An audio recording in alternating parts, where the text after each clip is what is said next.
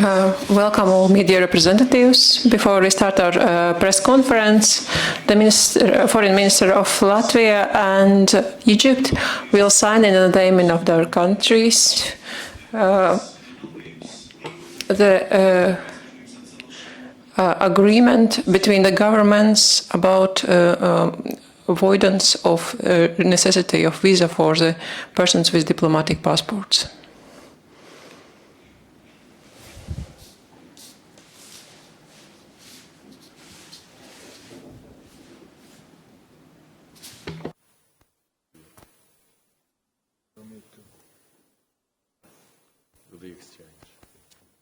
And then do the exchange.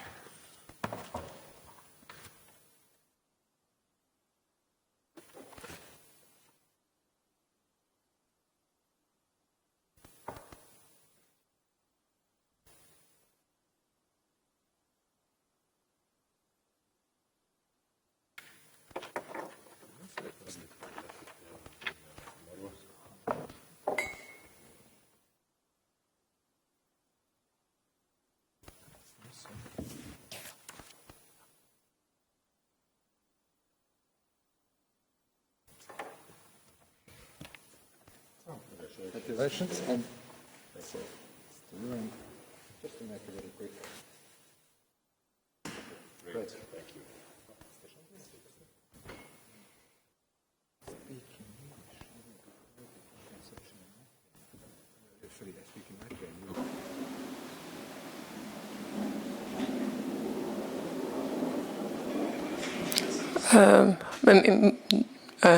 Media representatives, we will start the press conference.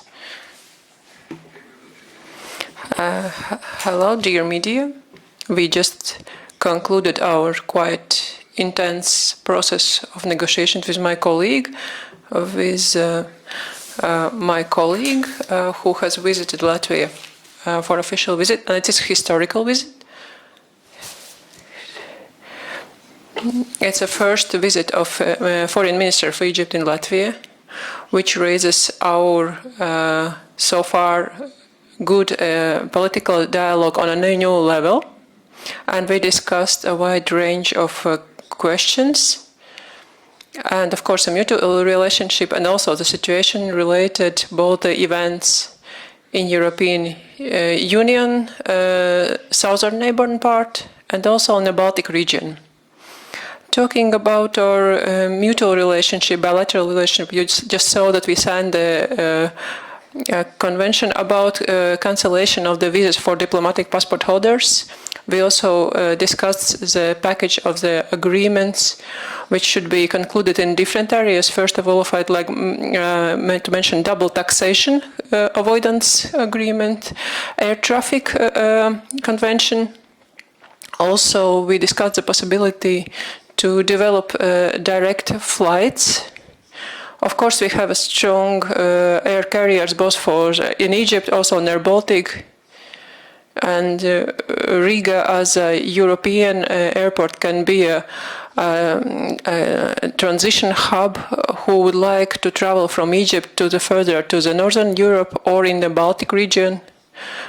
From Baltic region to flight to Cairo and further in Africa or to Africa or Asia. We also discussed the necessity to have a memorandum in agriculture. I expressed my gratitude to our Egyptian friends for a really great support, both in a fisherman and dairy product certification. We discussed the necessity to develop our cooperation not just in a food industry, but also in a tourism. And here we have to mention that Latvian citizens are visiting often Egyptian places, but there are also things we can offer in the Baltic region for our Egyptian friends. We also discussed the necessity to cooperate in the IT area and technologies. And our entrepreneurs are really strong in this field, and we heard from our Egyptian partners. We also discussed a lot about the situation which is developing in Syria And we fully agree that the situation is escalated and that there are necessary political and diplomatic means to obtain certain stability, especially in northeastern region, even though we are looking in the reaction in both European Union and my colleague informed me that Egypt totally supports these efforts, and we also discussed how to minimize the risks existing now, starting from the terrorist flow into Europe and also immigration risks. I could also continue with quite a long, but I would also wanted to give a chance to my colleague. The only thing I would to finalize my speech is that we put a lot of attention to the dialogue of Europe and Egypt. And Latvia totally supports starting from a new page in the dialogue of Europe and Egypt. And Egypt is a very serious and strong partner in economics and in the security. And the most recent European Union Foreign Council concluded, the final conclusions about Egypt were in 2013, which was a long time ago. And we believe that we, on the level of European Union, should formulate new principles of the politics with in the questions of migration, security. We highly value the fight against terrorism Egypt is leading. Another question is Egypt is a very important player in the union of African countries and also in the Arabic region. And everything that's related with development in the region. And now I would be glad if my colleague would mention a few words. Thank you, Excellency, and let me start by conveying my deepest appreciation for the warmth of reception and the generosity that was accorded to me and hospitality and my accompanying delegation. I was also honored to have been given the opportunity to have an audience with His Excellency the President and also with the Speaker of Parliament, and the extensive discussions that we've had, I think, are indicative of the importance that we attach to our bilateral relations with Latvia and the importance that we attach to promoting it. This is the first visit of an Egyptian foreign minister to Latvia, so I have the distinct honor of being the first, but it is, again, a recognition of the political will that exists in the Egyptian government to further strengthen the cooperation and the ties between our two countries and to fully take advantage of the many fields of cooperation that can be of benefit and to promote also the political ties between the two countries in addition to the economic ties. During our consultations, as you have mentioned, we have gone into details as relates to our bilateral relations and the areas of economic cooperation that we might take advantage of, and we will undertake to strengthen the legal basis of our cooperation so that it can deal with the various dimensions and can be of mutual benefit to both Egypt and Latvia. It is important to us to work to establish the Joint Business Council as another way of promoting understanding and recognition of the potential that both countries hold in various areas, among them in the field of renewable energy, food industry, information technology, education, medicine and medical devices, and environmental friendly chemicals and fisheries and packaging. And we are in the process of concluding agreements in the field of agricultural cooperation, and I think it is very pertinent that we do encourage our national carriers to explore and to study the potential of creating a direct linkage between both capitals to increase the level of interaction at the level of tourism, but also at the level of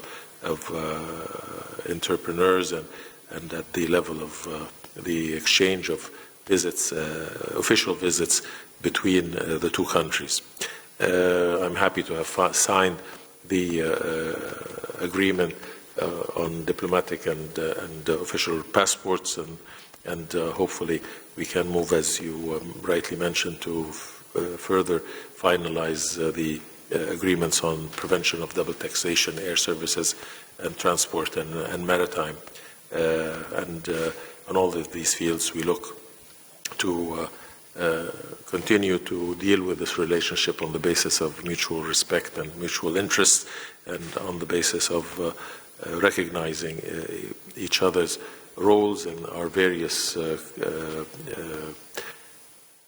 dimensions, Egypt being a member of the African Union, a member of the Arab League, a member of the non-aligned, a member of the Organization for Islamic Cooperation, can be a gateway also to Latvia in all of these various areas, and can be its voice in many of these institutions. We have shared values, and we have also shared challenges, and we can best fulfill both the values and meet the challenges through cooperation and through greater understanding. And this is what we achieve in our relationships in general, and what we hope will be the basis for our relationship with Latvia. So once again, I want to emphasize my appreciation for these very constructive discussions, and our hope that we will continue to both cooperate at the bilateral level in regard to Latvia's role in the EU, and certainly I think we saw eye to eye on many of the issues that we discussed, and I look forward to receiving you in Cairo to reciprocate the hospitality that I have been accorded here. Thank you very much. Lielas paldies, ministru kungi. Mums ir laiks dažiem jautājumiem. Lūdzu, Latvijas televīzija. Labdien, Ines Trazdīna, Latvijas televīzija. Man ir jautājums Shoukry kungam. Jūs esat ļoti kritiski izteicies par Turcijas militārajām akcijām. You have very critically commented the Turkish military actions in Syria, and also called the session demanding that there needs a confrontation of the situation. Do you think there should be more sanctions, and how do you see the solution of this situation? Also, the question to Mr. Rinkēvičs: what is the Latvian position in the conflict of northern Syria? And also, how do you value new Brexit?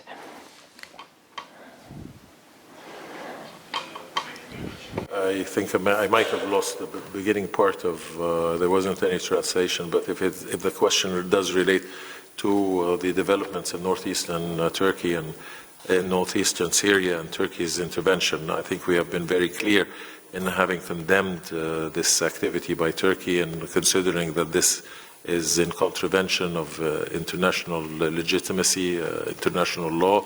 It constitutes an invasion of a sovereign country and cannot be justified in any manner. And this is why we initiated a call for an extraordinary session of the Arab League Foreign Ministers Council, which also condemned this Turkish policy of expansionism and of military action. We have noted the condemnation also of the European Union, the United States, and those sanctions that have been put in place.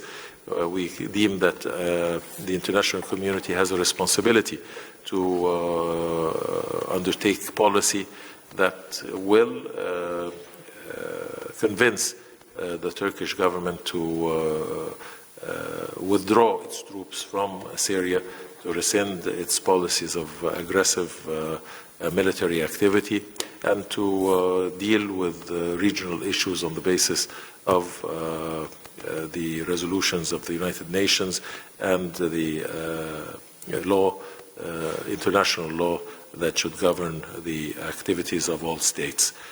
All tangible measures that can be taken by members of the international community to achieve this goal are certainly justifiable and must be applied as a manner of conviction and uniformity.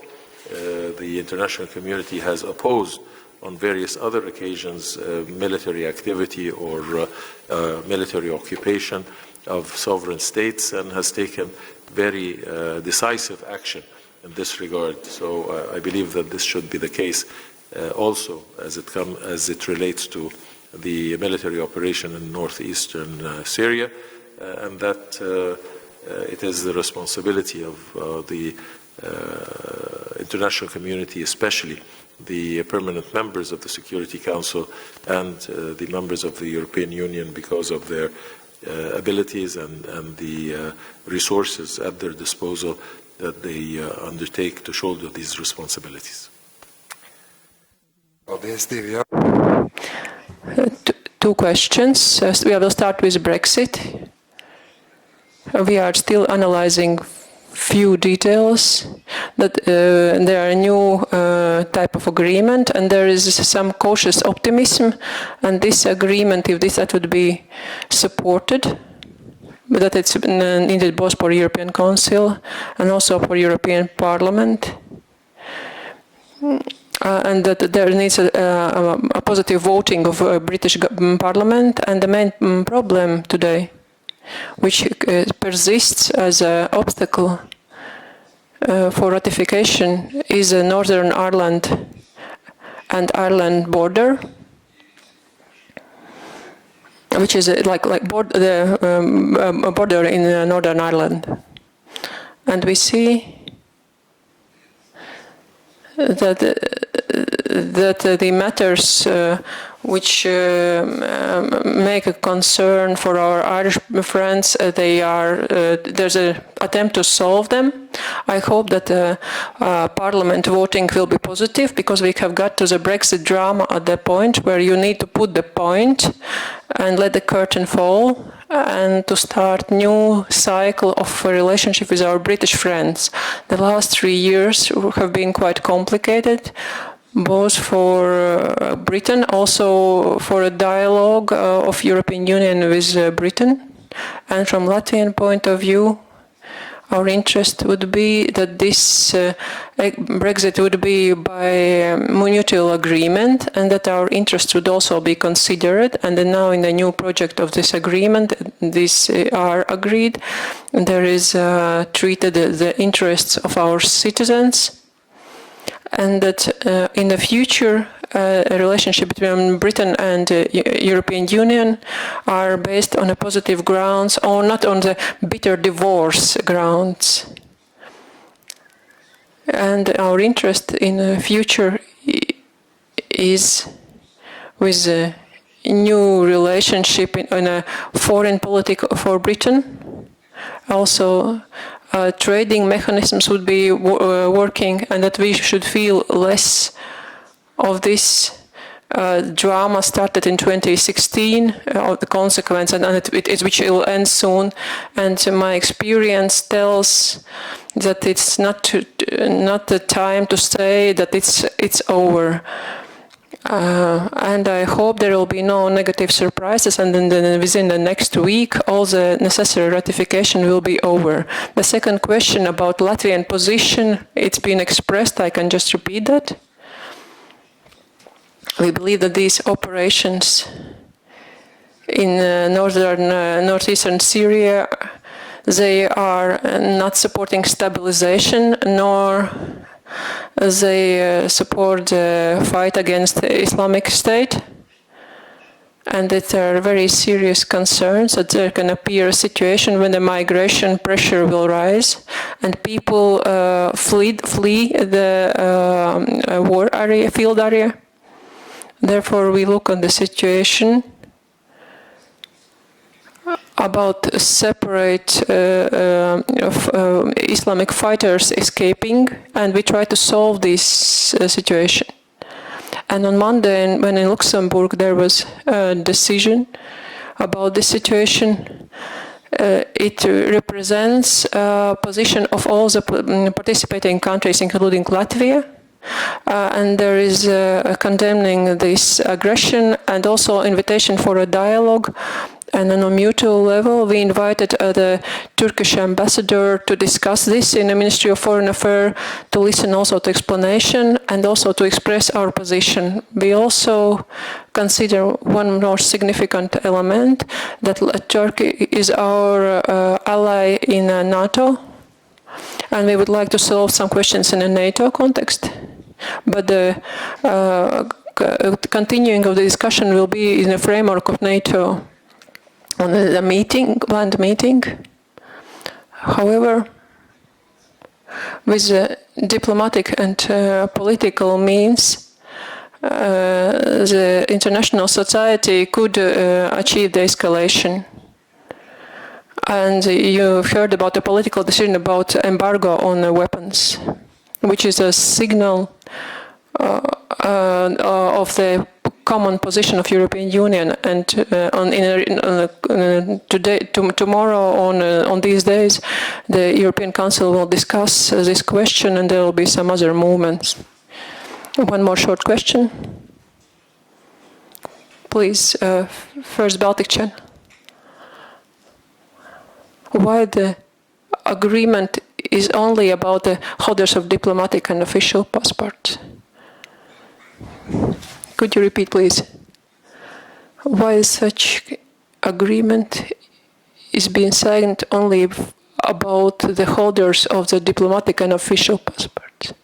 Why not totally visa-free? The answer is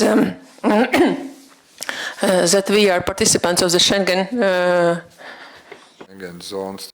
That we are part of the Schengen agreement. We have already have a good experience, and with my colleague we discussed a lot about certain questions related with the visa regime, the possibilities to get an Egyptian visa both for our citizens and non-citizens who travel to Egypt, that they can receive visa both on a border, and soon there will be an electronic visa system. We have discussed quite a lot about this, how to make more easy this traveling. But what about a visa-free regime between Latvia and certain non-EU countries and certain out of EU countries? Here, the decision about the totally visa cancellation is made in a common European level, European Union level, especially in Schengen zone. The constraints in this regard because of the European Union Schengen system, and on our part, we would like to see the reduction of all forms of bureaucratic restrictions on the freedom of access of both citizens to the respective other country. But let me say that at this juncture, we do provide Latvian citizens with a great deal of receptivity and flexibility, providing access and the visas at point of entry for a very nominal fee and welcome Latvian tourists to our historic and leisure sites, having provided them with the highest degree of security and hospitality. So we will continue to work to relieve any of the bureaucratic hindrances to promoting the relationships between the two peoples and providing the freedom of access in accordance with the overall restraints that might be in place in the European system. But we certainly look forward to more facilitation, whether through an electronic visa system, so that Latvians can take advantage in the winter of our more moderate weather, and for Egyptians to also visit Latvia more extensively during this more temperate summer weather. Certainly for me, visiting this beautiful city, I recognize the many aspects that will be of interest to Egyptians. Thank you. Liels paldies. Paldies, liels. Arī preskonferences.